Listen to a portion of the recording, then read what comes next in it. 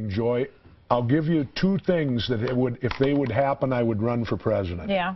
First of all, if there was a grassroots movement out there which required no money, because I think the raising of this money is obscene, what they do. If a grassroots movement started to get my name on the ballot in all 50 states, to where my name would be on the ballot, and if they could guarantee me I could participate in the debates. Those two things happen, Jesse Ventura would run for president. But the other thing, Obama ran on change. I haven't seen one shred of change. We're the same country we were 4 years ago, except we're better off because we don't have George Bush. But other than that, the only difference is the color of their skin. He's captured Osama bin Laden. Really? He tried to get Do you believe that? I do. Really? I don't, because they've lied to me so often. They lied about weapons of mass destruction in Iraq. They lied about Iraq's ties to Al-Qaeda. There were none. They lied about the rescue of Jessica Lynch. And the one that really burns me up is they lied about the murder of Pat Tillman. So how do I believe one word that comes out of this government when all they do is lie? And what's interesting about that, Joy, is if I lie to the government, I go to jail. When they lie to me, we go to war. I think we're on the wrong end of the stick on both. No. I'm telling people to vote, but don't vote for Democrats or Republicans. I still want people to vote, absolutely. Okay, so if they're not voting for Democrats or Republicans, who are they voting for? That's the point. You know, they tell you, no, I'm voting for Governor Gary Johnson, the former governor of New Mexico, who's running under the Libertarian Party. And all Ron Paul supporters, I hope, will too, because Ron Paul was a Libertarian in '88. So don't vote for the candidates? No, don't vote for a Democrat or Republican. Just vote for whom you like. That's wasting your vote, because if you vote for a Democrat, they always tell you, if you vote for the third party or a third candidate, you're wasting your vote.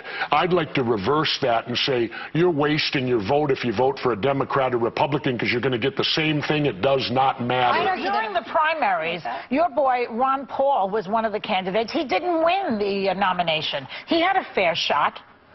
Are you kidding me with the media? He finished a close second to Bachmann in Iowa. They didn't even mention Ron Paul's name. They went down to Santorum, who finished about 5th. Well, who are you blaming for that? Because they're all part of it. The media is part of this, too, and it all goes to our recent Supreme Court decision, which will kill this country. That's true. I agree with that. When they said corporations have the same rights as individuals and money is free speech. Well, look at this scenario now, if you will. Our election could be controlled now by a foreign country. All they have to do is form a corporation. They can pump unlimited amount of money into it. They might have done that in this election. There's no open disclosure. Right, don't even know. They've even took that away. Who's responsible? Right. The Democrats and the Republicans, and my apologies to the Crips and Bloods. Why don't I run? I might, but here's the difficulty. I have to get ballot access in all 50 states, and it's a different standard in every state. That's what makes you spend this obscene amount of money to get elected. Put it to you this way. I'm the only elected official, major, in the last 50 years who made more money doing the job than I spent to get it. I only spent $300,000 to become governor of Minnesota. Those days are gone. Oh, no, they're not. I'll do it again. If I do run for president 4 years from now, I will run as an individual with no political party, so that if you vote for me, you don't have the baggage of these two gangs coming along, and you'll know I make my own decisions, and I'm not beholden to these gangs that run our country. Now, I believe we've been at war all of my life. I was born in 1951, because let me add to the wars, the war on drugs. That is also a war. Millions or thousands of Americans are put in prison because they happen to use, quote, illegal drugs. Well, in a free society, how can you commit a crime against yourself?